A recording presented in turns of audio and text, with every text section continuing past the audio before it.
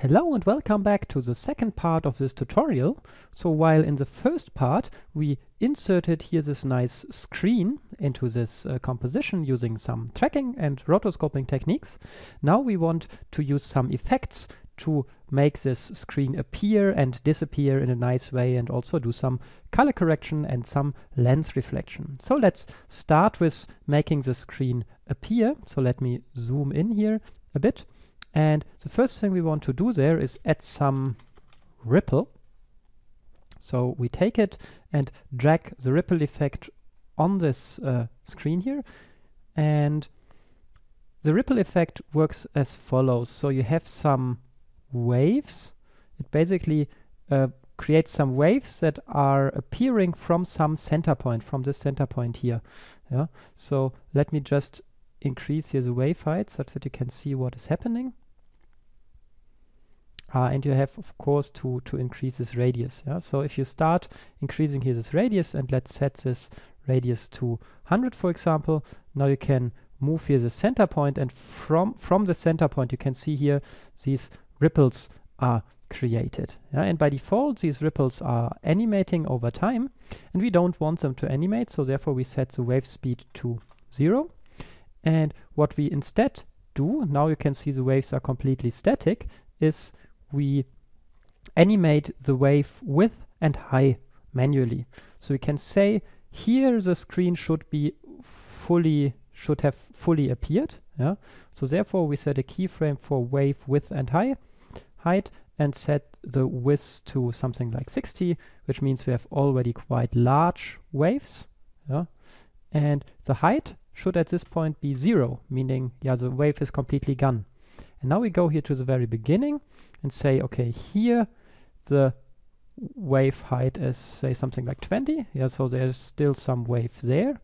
And the width is much smaller because we want to start with smaller waves, maybe also something like 20.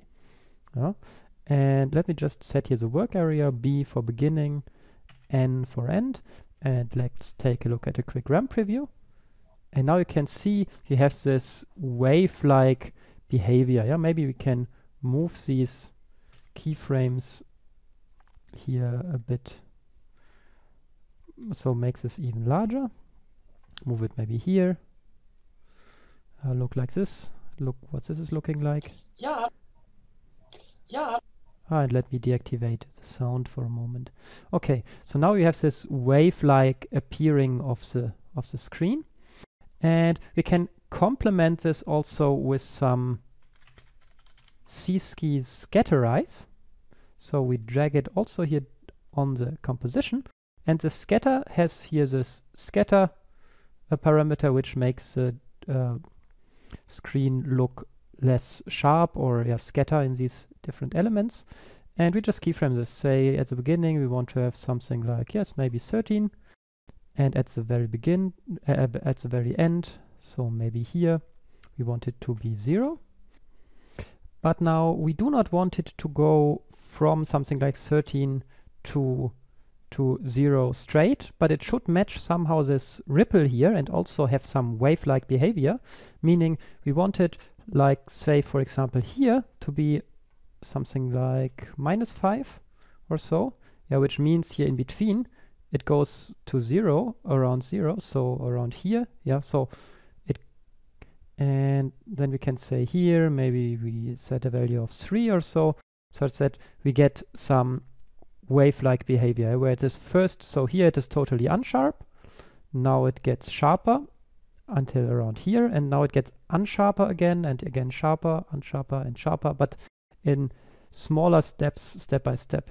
So now you can see both effects nicely fit to each other to make this screen here appear. Okay, the second step then, after making the screen appear, is, or the second effect, is the effect when Andra starts rotating the screen, because then we want some lens flare to occur. Let me just mark here briefly the beginning. So multiplication key on the keyboard, on the numpad, to mark the beginning and the end of this rotation. So roughly at this point the rotation is at its end, and here the rotation is at its maximum. Yeah, so beginning and maximum. And before we actually add the lens flare, which we are going to do with the Knoll Light Factory, I first want to add some levels effect to it. And the idea of this levels is if you turn a screen, yeah, if you look at a bad monitor from the side, you see a much less quality image with, in particular, much less contrast and dynamic range. Yeah, and therefore, what we do here is we add this levels effect, and at the beginning we set a histogram keyframe, and at the end we also set some histogram keyframe. So here we set another keyframe.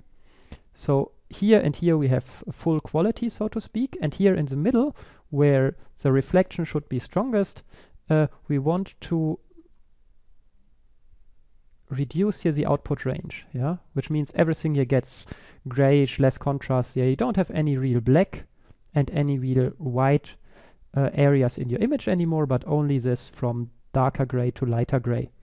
Yeah, and if you look at the RAM preview of this, you can see it looks like it loses contrast when you rotate it. Yeah, maybe we should add here another keyframe. So take just this keyframe and copy it here such that it stays for a while in this maximum amount of less contrast. Yeah, and these are the little details that really make your shots more believable. If your element interacts with the environment, changes its opacity, or in this case its color range when you rotate it. Yeah, these are the little tricks that really make it more believable. Okay, we want to combine this here with Knoll Light Factory lens flare. Light Factory. We don't apply the Light Factory directly to the screen layer because it should not only affect this area here, but the lens flare, of course, should affect the entire image. Yeah, therefore we go to Layer, New, and choose New Adjustment Layer. And so here we have the new adjustment layer and call it Lens Flare and just apply Knoll Light Factory to it. And in Knoll Light Factory, you have here this light source location, which is this point here. Yeah? And you have some other controls here, like the brightness of this lens flare. But if you just play with these parameters, you really miss the best part of Knoll Light Factory. And this is if you click here on Options. So it's somewhat hidden, but very important. If you click there, you see a completely new interface, specially designed to create here these lens flares. You can see this default lens flare consists of these three elements here, and you can make each of them visible or invisible separately, and each of them has here some separate parameters that you can adjust.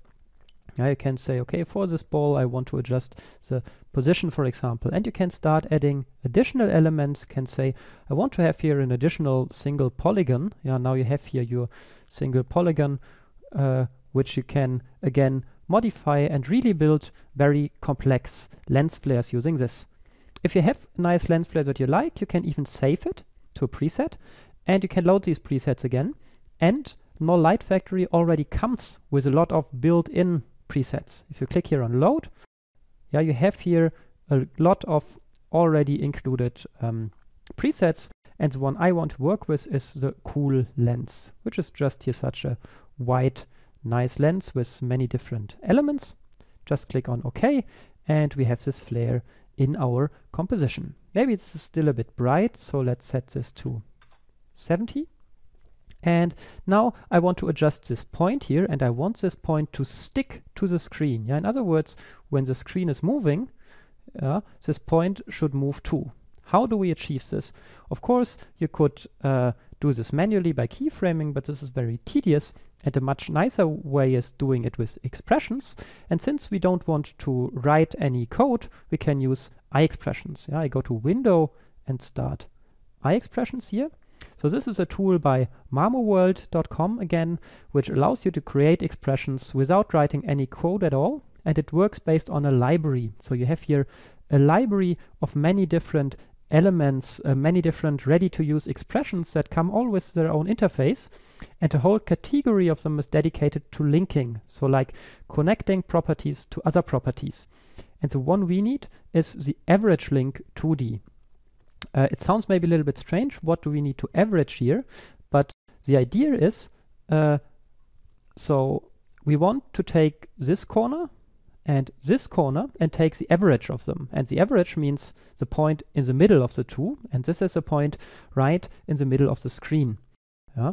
So therefore we use this average link, and it is the average link 2D because it has 2D properties. Yeah, so a position on this screen here is a x, y coordinate, so it has two components, not like opacity or rotation that usually has just one component. Yeah, so we go here, open the red giant corner pin, and you see you have these 4 elements. I revealed this by clicking U on the keyboard, by the way, because this reveals all keyframed properties. Yeah, and we say, okay, this here is the upper right corner, so we select this one and click here. And then we want this corner, the lower left, lower left is this one, and click here. Now we have here an average link iExpression that always gives me the middle of this corner and this corner. And if I apply this to our lens flare, so I select from the lens flare effect this light source location and hit apply, you can see the lens flare directly jumps to the middle of the screen and it stays there. Yeah, so you can see it always moves with the screen, which is pretty nice. Now we do not really want it to be placed in the middle. This is not looking so nice, and we can use the balance parameter to correct this. The balance says how close should it be to the first one compared to the second one. In other words, with this slider you can move this point now on the line between this first corner and this second corner that we've linked to. So if we go, for example, here to 80% and apply, you can see it jumped here much closer to the first point. And if you go to 20%, for example, roughly, and apply again, you can see it jumped closer to the second corner. And still it is moving with my track. So the last thing we want to do here now is to adjust the brightness. So we had these layer markers here before, and say here when we begin our rotation, so when Andra starts rotating the screen, the brightness should be not very much, something like maybe 10% or so. And we set a keyframe, and then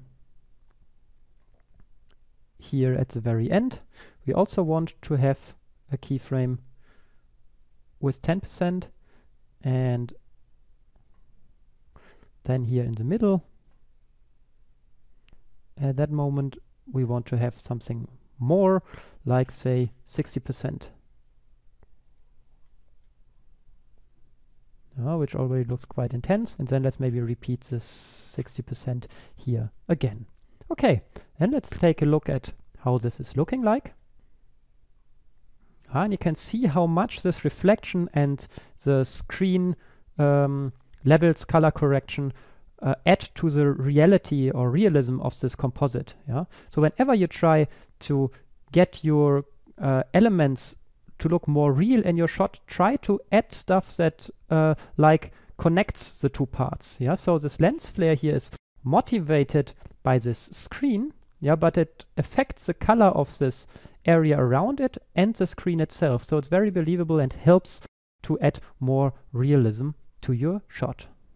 Okay, now let's deactivate this lens flare layer for a moment, because it takes a bit to render, and so to keep everything quick, we just deactivate it, and now we want to make the screen shatter at the very end. So therefore we take our screen composition here, so this layer, and click Ctrl D to duplicate it, and call this one the duplicate screen shatter. And from this shatter we can delete all effects except for the corner pin, because these were just for the rotation stuff and for making the screen appear.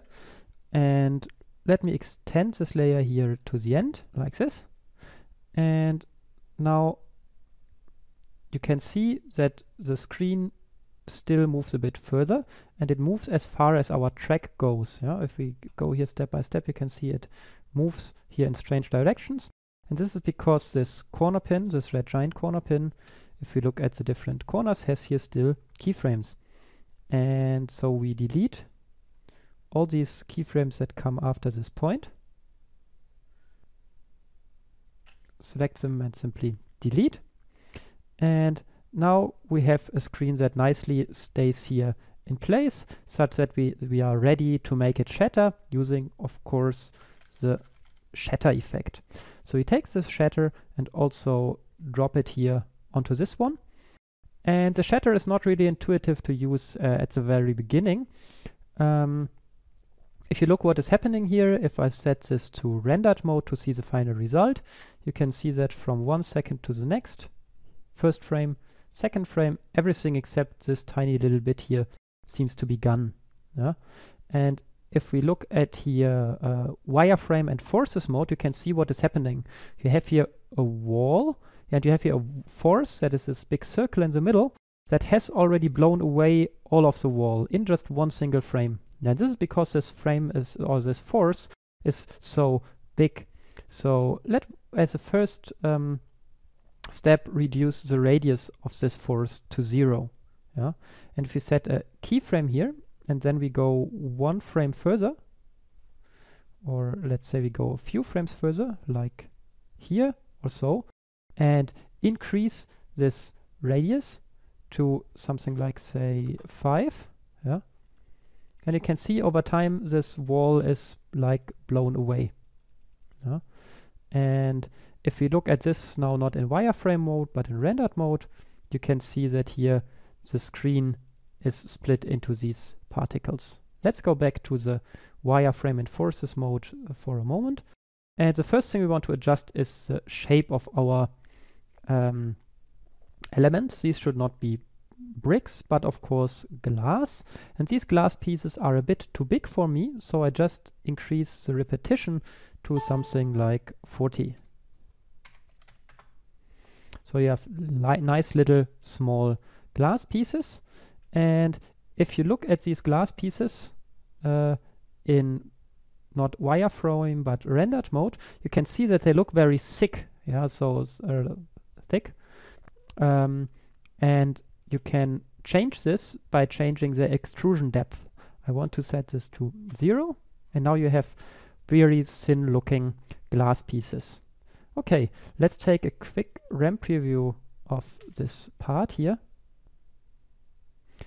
Okay, one thing that is definitely not yet right is that it seems to be kind of a slow motion. Yeah. So, I mean, if you want to get such an effect right, a good idea is to look at reference material. How does it look like when a glass breaks? Yeah. And if you look at samples, you will see effectively nothing. Yeah. It's so quick when glass is broken from one frame to the next, everything is destroyed, and you do not see nice intermediates as long as you don't look at it in super slow-mo. And here we don't have any slow motion, so what we definitely need to make this here fall down faster is a lot more gravity. So we go in the effect to physics gravity and make it maybe something like this. And now you can see it already falls down much faster, which makes it be more realistic. Now another thing that might not be so realistic here is that the glass is falling so much to the side, and this has something to do, I think, with the position of the force, where it is coming from. Yeah. So let's just adjust this force position to here, and then you can see it is falling down more straight. And a little bit to the side is maybe nice, such that we don't have elements here, but not so much. Yeah. So maybe like this. Now we have glass elements falling more or less vertical. Yeah. Another thing that is now definitely missing here to make this more realistic is motion blur. Yeah, you shouldn't see so many details of these glass elements because they are falling down very quickly, so we need motion blur. And since everything here is essentially falling down, we can use a very quick computing effect to do this, and this is the directional blur effect. Yeah? We just add this here, and the directional blur has simply a direction, which is by default up-down.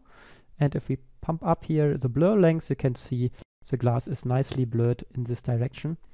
And this computes much faster than a real motion blur. Yeah, therefore, I like to use it here, because if the glass is falling down, it essentially gets just blurred in this direction. So we just set a few keyframes here, say when it's falling down at this point, it might have reached already quite a big blur length. And so let me reveal these again. Here's the blur of a bit more than 20, and here at the beginning we have only a very small blur of say 2 or so. And now let's take a look at how this is looking like. Yep, this already looks quite nice. A final last thing that I want to show you in this tutorial is I want to take a quick look at Magic Bullet Looks, which allows you to turn this in a much nicer looking color corrected shot. Again, this adds to the realism of this shot, because you will color correct both the background and this element, so they get both the same look, which makes them again fit better to each other and makes this look less artificial. So similar to the lens flare, also of course Magic Bullet Looks should affect the entire composition, and therefore we go to Layer, New Adjustment Layer to create a new adjustment layer, which we call Looks. And to this Looks layer we apply the Magic Bullet Looks effect. And also similar to Knoll Light Factory, Magic Bullet comes with its own interface. If you click Edit here, it's opened there for you. And this interface, the main thing you need to know about it is if you go to the right, you get here a lot of presets that you can use. Yeah, so you can go here for browse all these categories. Let's say, for example, we go to cinematic, and then you see here directly how your image would be looking with any of these presets. So really just play with them to get started. And let's say you have chosen here such a look, yeah, and then you can still fine-tune all the parameters of it. Unfortunately, this does not fit in my recording, so I move a bit up here. Yeah, you can see the preset we loaded now consists of these individual components, and we can turn on and off each of them. So for example, if we switch off here the curves, it changes like this. And if we change the saturation effect here, okay, this doesn't seem to have a very big impact here. Anyway, so you can play with enabling and or activating and deactivating all these different components of the presets, and then you can go here and adjust each of them. Yeah, if you say, okay, the curve is nice, but I wanted to make it even stronger S-shaped or something like this, yeah, you can adjust all these details here. But I don't want to go that far in this case. Yeah, I just want to pick up a ready-to-use preset here without modifying it. And the preset I've chosen in this case was the Sharp preset here under music videos. So Sharp, and then I simply click here on finished. And so now we have our look applied. That's already everything. Yeah, so easy from before looking quite home video like to having a really cinematic, interesting look. Okay, that's it for this tutorial. I hope you enjoyed it, and also of course I hope that you join in again next time. Just a moment, that's my boss. Hallo Schatz! Ja, hallo Schatz, und wie sieht's aus? Was ist hey, voll cool. Schau dir mal an, den kann ich drehen und auseinanderziehen und ziemlich weich. Ups.